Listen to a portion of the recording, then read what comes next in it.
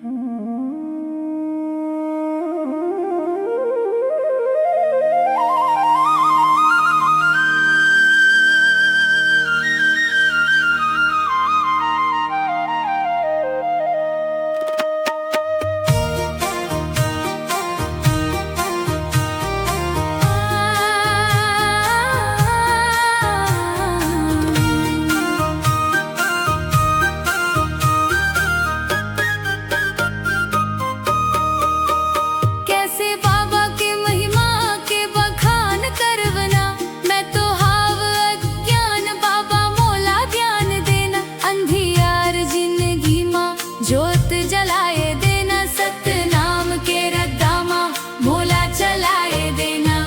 बाबा के महिमा के बखान करवना, मैं तो हाव अज्ञान बाबा मोला ज्ञान देना। अंधियार जिंदगी माँ जोत जलाए देना, सतनाम के रद्दामा मोला चलाए देना।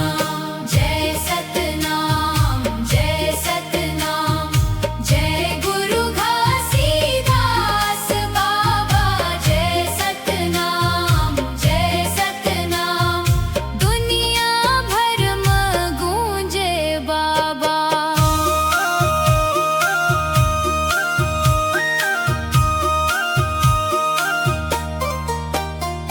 गिरौदपुरी धाम ले उजियारा फैलिस, सत्य के बातला दुनिया भर कहिस। झूठ कपट छोड़ू प्रेम के राह धरव, सतनाम के जोतला हर मन में भरव। कैसे बाबा के महिमा के बखान करवना, मैं तो हाव अज्ञान बाबा मोला ज्ञान देना। अंधियार जिंदगी माँ जोत जलाए देना, सतनाम के रद्दामा मोला चलाए देना।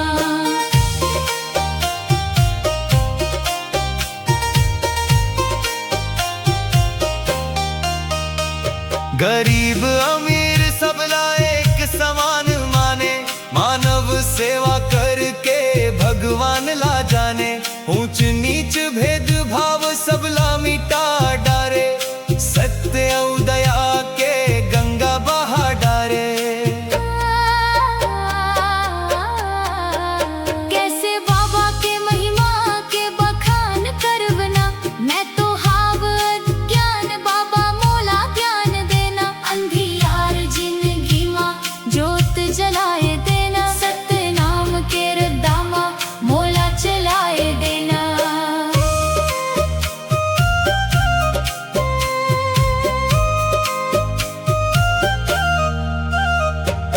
अमृत जैसे बाबा के मीठा उपदेश, सुनते बन जाते सबके मन विशेष। क्रोध लोभ मोह ला दूर भगाए, सत्य के दीपक हर मन में जलाए।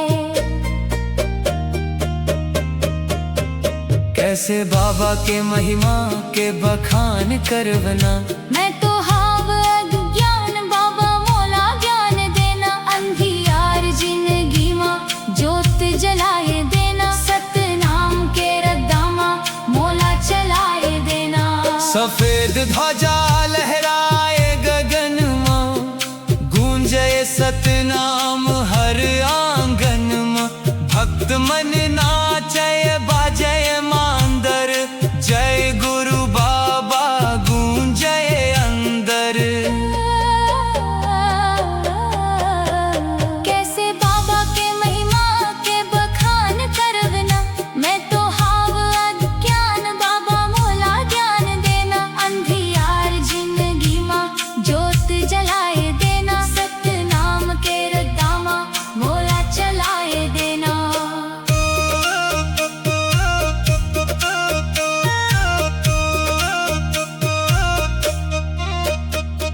हाथ जोड़ के करथो अरदास, राखब मोर लाज गुरु घासीदास।